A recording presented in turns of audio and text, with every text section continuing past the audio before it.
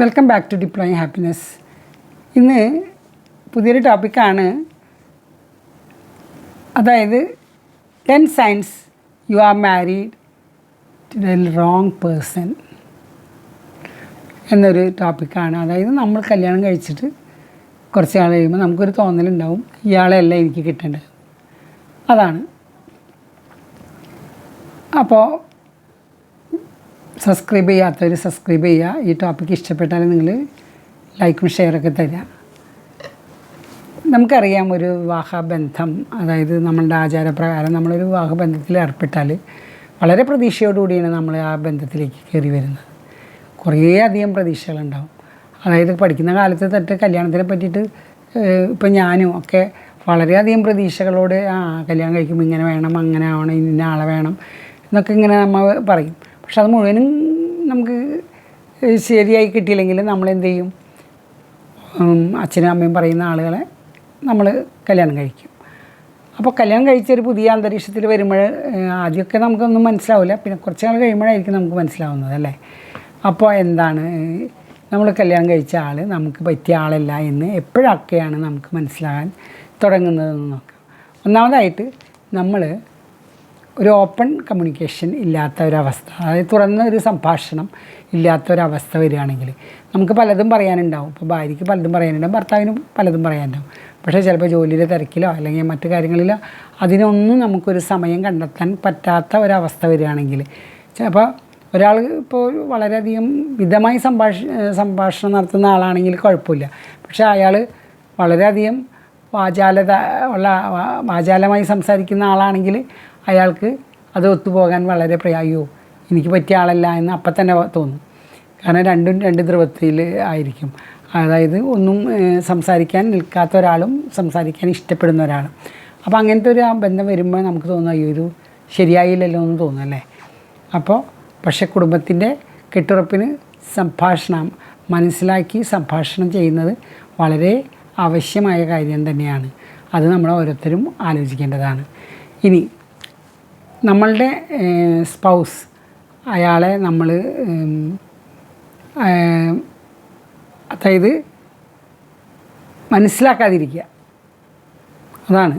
അതായത് misunderstood by spouse, തെറ്റായ രീതിയിൽ സ്പൗസിനെ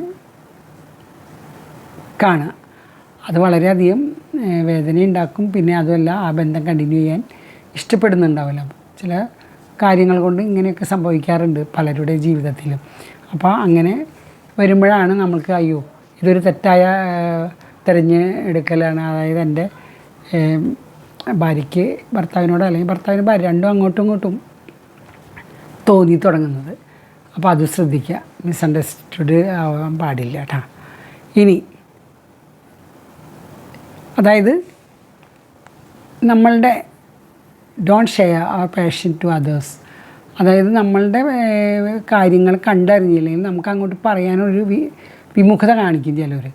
ഇപ്പോൾ നമ്മളുടേതായ വികാര കാര്യങ്ങളും മറ്റുള്ള ആളുടെ അതും കൂടി അയാളത് കേൾക്കാനും അതിന് മനസ്സിരുത്താതെ വരുമ്പോൾ ഒരു വിഷമമുണ്ടാവും. അത് വളരെ തെറ്റായ ഒരു കല്യാണം ആണെന്ന് അല്ലെങ്കിൽ ഒരു പാർട്ട്ണറെ സെലക്ട് ചെയ്തത് തെറ്റാണെന്ന് തോന്നി തുടങ്ങും.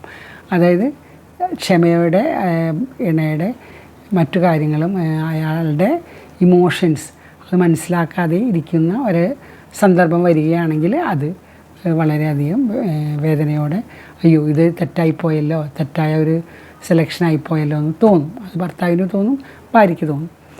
പിന്നെ ചില ആളുകളുണ്ട്, നമ്മളുടെ they are not bother about our work. ഇപ്പോൾ ഹസ്ബൻഡ് ഒരു ജോലിക്കാരനാണ്, അയാൾ രാവിലെ പോകുന്നു വരുന്നു. ഭാര്യ വീട്ടിലിരിക്കുന്ന ആളാണെങ്കിൽ അയാളുടെ ജോലിക്കൊരു മാന്യത അല്ലെങ്കിൽ ഒന്നും കൽപ്പിക്കാറില്ല, അല്ലേ? ഇനി രണ്ടുപേരും ജോലിക്ക് പോകുന്നവരാണെങ്കിലും ഹസ്ബൻഡ് ആൻഡ് വൈഫ് അവർ രണ്ടുപേരുടെ രണ്ട് തലത്തിലുള്ള ജോലികളാണെങ്കിൽ അത് ഈച്ച് അതർ അവർ റെസ്പെക്റ്റ് ചെയ്യണം. ഞാനും ജോലി ചെയ്യുന്നു, വൈഫും ജോലി ചെയ്യുന്നു, അല്ലെങ്കിൽ ഞാനും ജോലി ചെയ്യുന്നു, വൈഫ് വീട്ടിൽ ജോലി ചെയ്യുന്നു. അതിന് ഒരു ഇമ്പോർട്ടൻസ് ഉണ്ട്. അത് അങ്ങോട്ടും ഇങ്ങോട്ടും മനസ്സിലാക്കണം. ഹസ്ബൻഡ് ജോലിക്ക് പോകുന്നു, ഹസ്ബൻഡ് ഭാര്യ ജോലിക്ക് പോകുന്നു, ഞാൻ മാത്രമല്ല ജോലിക്ക് പോകുന്നു, ഭാര്യയും ജോലിക്ക് പോകുന്നുണ്ട്. എല്ലാ കാര്യങ്ങളും ഒരു ഹെൽപ്പ് ആവശ്യമുണ്ട്, എല്ലാ കാര്യത്തിലും ഒരു കെയറിങ് ആവശ്യമുണ്ട് എന്നുള്ളത് മനസ്സിലാക്കി പോകുന്നില്ല എങ്കിൽ, ഒരാളുടെ വർക്കിനെ ഒരാൾ അപ്രീഷിയേറ്റ് ചെയ്യുന്നില്ല, അത് ഒരു നെവർ മൈൻഡായി കണ്ടാൽ ഈ ബന്ധം തെറ്റായി പോയി തോന്നാൻ ഇടവരും. അതുകൊണ്ട് അതിന് നിൽക്കാതെ എപ്പോഴും ഒരു റെസ്പെക്റ്റ് ഈച്ച് അതേഴ്സ് വർക്ക്, രണ്ടാളുടെ ജോലിയും രണ്ടാളും അതിന് ഒരു വാല്യൂ കൊടുക്കുക. ഇനി സപ്പോർട്ട്, ലാക്ക് ഓഫ് സപ്പോർട്ട് എന്ന് വെച്ചാൽ ചില ആളുകളുണ്ട് ഒരു സപ്പോർട്ടും ചെയ്യില്ല.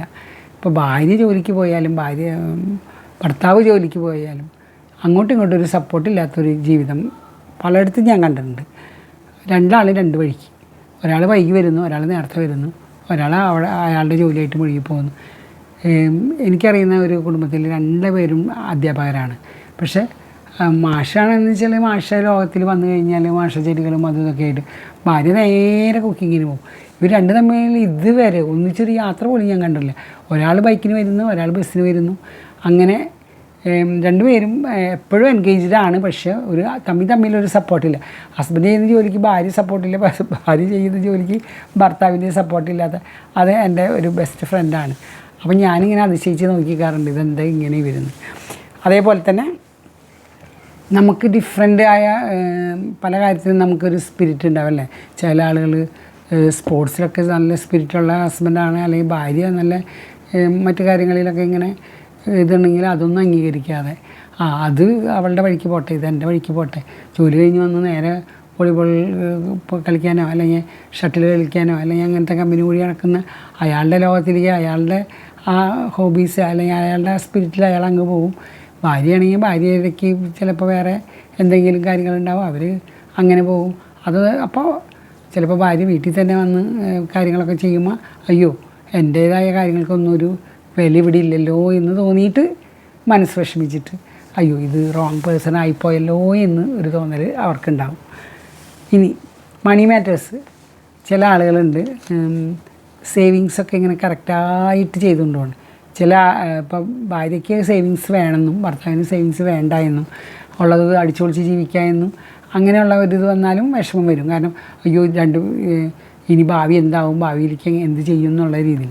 ചിലപ്പോൾ ഭാര്യ ആയിരിക്കും ഭയങ്കര ദർബാറായിട്ട് ഡെയിലി സാരി വാങ്ങിക്കലും മറ്റു കാര്യങ്ങളൊക്കെ വരും. ഭർത്താവാണെങ്കിൽ വെച്ച് പൈസയൊക്കെ ഉണ്ടാക്കും, അങ്ങനെയുണ്ട്. അപ്പോൾ അത് ഏതായാലും അങ്ങനെ 2 തരത്തിൽ വന്നാലും വിഷമം തന്നെയാണ്. ഭർത്താവ് അയ്യോ ഇവിടെ എല്ലാം അടിച്ചു പൊളിച്ച് ജീവിക്കാനുള്ള, ഭാര്യ അയാളാണെങ്കിൽ അയ്യോ ഒരു സേവിങ്സും ഇല്ലല്ലോ, ഇങ്ങനെ പോയാൽ എന്താ ചെയ്യുക എന്ന മനസ്സുകൊണ്ട് വിഷമിച്ച് അവർ റോങ് പേഴ്സണാണല്ലോ ഈശ്വര എനിക്ക് കിട്ടിയതെന്ന് അവരും ചിന്തിക്കും. ഇനി വളരെ പ്രധാനപ്പെട്ട കാര്യം, ചിലപ്പോൾ ഹസ്ബൻഡ് വൈഫിനെ ചീറ്റ് ചെയ്യാറുണ്ട്, വൈഫ് ഹസ്ബൻഡിനെ ചീറ്റ് ചെയ്യാറുണ്ട്, രണ്ടും സംഭവിക്കാറുണ്ട്. അത് വിവാഹ ബന്ധത്തിന് പല രീതിയിലും അഫക്റ്റ് ചെയ്യുന്ന കാര്യമാണ്. അപ്പോൾ അങ്ങനെ എന്തെങ്കിലും ഉണ്ടായിട്ടുണ്ടെങ്കിൽ അത് അവർക്കത് തുടർന്നു കൊണ്ട് പോകാൻ ചിലപ്പോൾ ഇത് റോങ് ആയല്ലോ എൻ്റെ സെലക്ഷന് തോന്നും. അതുകൊണ്ട് തമ്മി ചീറ്റ് ചെയ്യാതിരിക്കുക. അതേപോലെ തന്നെ ലാക്ക് ഓഫ് അംബീഷൻ, നമുക്ക് എല്ലാവരുടെ ജീവിതത്തിൽ നമുക്കൊരു അംബീഷൻ ഉണ്ടാവും അല്ലേ. ആ അംബീഷൻ എന്ന് വെച്ചാൽ നമുക്ക് ആ അംബീഷൻ പൂർത്തീകരിക്കാനാണ് നമ്മൾ വർക്ക് ചെയ്യുക അല്ലേ. കൊച്ചു കുട്ടികളോടൊക്കെ നമ്മളൊരു അംബീഷൻ ചോദിച്ചാൽ അവർ ഞങ്ങൾക്ക് പൈലറ്റ് ആവണം, ഞങ്ങൾക്ക് ഡോക്ടർ ആവണം, അങ്ങനെ. അപ്പോൾ നമ്മളിപ്പോൾ അംബീഷനിൽ നമ്മളുടെ എന്തെങ്കിലും എക്സ്ട്രാ കരിക്കുലർ ആക്ടിവിറ്റിയോ അല്ലെങ്കിൽ നമ്മളുടെ ജോലി സംബന്ധമായിട്ട് ഇന്ന ആളാവണം എന്നൊക്കെ നമ്മൾ വിചാരിച്ചിട്ട് കല്യാണം കഴിച്ച് കൊണ്ടുവന്നതിന് ശേഷം ഹസ്ബൻഡിൻ്റെ വീട്ടിൽ ഹസ്ബൻഡ് നീ ജോലിക്ക് പോകണ്ട അങ്ങനെ ഒരു നടപടി ഉണ്ടായാൽ എന്ത് ചെയ്യും? അത് അയ്യോ ഇയാളെ ഞാൻ കല്യാണം കഴിച്ച കാരണമല്ലേ എനിക്ക് ഗതി വന്നതെന്നുള്ളത് തോന്നും. ഇനി ഭർത്താവ് ദൂര സ്ഥലങ്ങളിലേക്ക് ജോലിക്ക് പോകുമ്പോൾ അത് വേണ്ട എന്നും പറഞ്ഞ് കണ്ടിട്ട് ഞങ്ങളെ കെയർ ചെയ്യാൻ ആരുമില്ല, ഞങ്ങൾക്ക് ഒറ്റയ്ക്ക് പറ്റില്ല എന്നൊക്കെ പറഞ്ഞ് അതും തെറ്റാണ്. അപ്പോൾ ഓരോരുത്തർക്കുള്ള ഒരു അംബീഷൻ ഉണ്ടല്ലോ, അംബീഷൻ 2 പേരും കൂടെ ഒത്ത് അത് സഫലീകരിക്കേണ്ട കാര്യങ്ങളാണ്. അപ്പോൾ അല്ലെങ്കിൽ റോങ് പേഴ്സൺ എന്ന് നമുക്ക് തോന്നും. ഇനി കെയറിങ് ഇല്ലാത്ത ചില ആളുകളുണ്ട്. ഇപ്പോൾ ഹോസ്പിറ്റലൈസ് ചെയ്തിട്ട് ഹസ്ബൻഡ് തിരിഞ്ഞു നോക്കാത്ത ഭാര്യമാരെ കണ്ടിട്ടുണ്ട്. ഇനി ഭാര്യമാർ ഇതേപോലെ തന്നെ ഹോസ്പിറ്റലൈസ് ചെയ്താലും അവർ ജോലിയുടെ സ്ഥലത്ത് ഒരു വരും, ചിലപ്പോൾ ജോലിക്കാരിനൊക്കെ വെച്ച് കൊടുക്കുമായിരിക്കും. പക്ഷെ അങ്ങനെ ഞാൻ കണ്ടിട്ടുണ്ട് കേട്ടോ. അതായത് ലവിങ് കെയറിങ് എന്നത് ഒരു ജീവിതത്തിന് വേണ്ട കാര്യം തന്നെയാണ്. പരസ്പര പൂരകമാണ്. ഭർത്താവ് ഭാര്യയ്ക്കും ഭാര്യയ്ക്ക് ഭർത്താവ് അങ്ങനെ അവർ നല്ല loving and caring and consider ചെയ്യുന്നു ഉണ്ടെന്നുള്ളത് ലോങ് ലൈഫ്. അല്ലെങ്കിൽ അയ്യോ റോങ്ങായി പോയല്ലോ എന്നുള്ളൊരു ചിന്തയായിരിക്കും അവർക്ക്. അപ്പോൾ ഇങ്ങനെ കുറേ കാര്യങ്ങളുണ്ട്. നമുക്ക് ഒത്തുപോയാൽ നമുക്ക് നല്ലൊരു ജീവിതം കിട്ടും. ഇതിനൊന്നും മെനക്കെടാതെ പല കാരണങ്ങൾ കൊണ്ട് ഇത്രയും കാര്യങ്ങളൊന്നും നമ്മൾ മനസ്സിലാക്കാതെ ചെയ്തു പോയാൽ കൂടെയുള്ള ആൾക്ക് തോന്നും അയ്യോ ഇത് റോങ് പേഴ്സണെ അല്ലേ ഞാൻ സെലക്ട് ചെയ്തത്, അല്ലെങ്കിൽ അയ്യോ റോങ് ഭാര്യനെ അല്ലേ ഞാൻ സെലക്ട് ചെയ്തത്, ഇതല്ലായിരുന്നു എൻ്റെ ഭാര്യ. അങ്ങനെ തമ്മിൽ രണ്ടുപേർക്കും തോന്നും കേട്ടോ. അപ്പോൾ അതുകൊണ്ട് നമ്മൾ ചെയ്യേണ്ട കാര്യം എന്ന് വെച്ചാൽ നമ്മൾ കല്യാണം കഴിച്ച് കഴിഞ്ഞാൽ കുറച്ചൊക്കെ ഒരു അഡ്ജസ്റ്റ്മെൻറ്റിൽ പോവുക. ഇങ്ങനെ ചെറിയ ചെറിയ കാര്യങ്ങൾക്ക് ഇവാലുവേറ്റ് ചെയ്തിട്ട് ഇത് ആളെനിക്ക് പോരാ അല്ലെങ്കിൽ അങ്ങനെ പറഞ്ഞാൽ ഒരു ജീവിതം മുന്നോട്ട് പോകില്ല. അത് സക്സസ്സിലേക്ക് പോകാൻ പ്രയാസമാണ്. അപ്പോൾ ഇതാണ് ഇന്നത്തെ ടോപ്പിക്ക്. സബ്സ്ക്രൈബ് ചെയ്യാത്തവർ സബ്സ്ക്രൈബ് ചെയ്യുക. ഇനിയൊരു ടോപ്പിക്കായിട്ട് വീണ്ടും കാണാം. Thank you.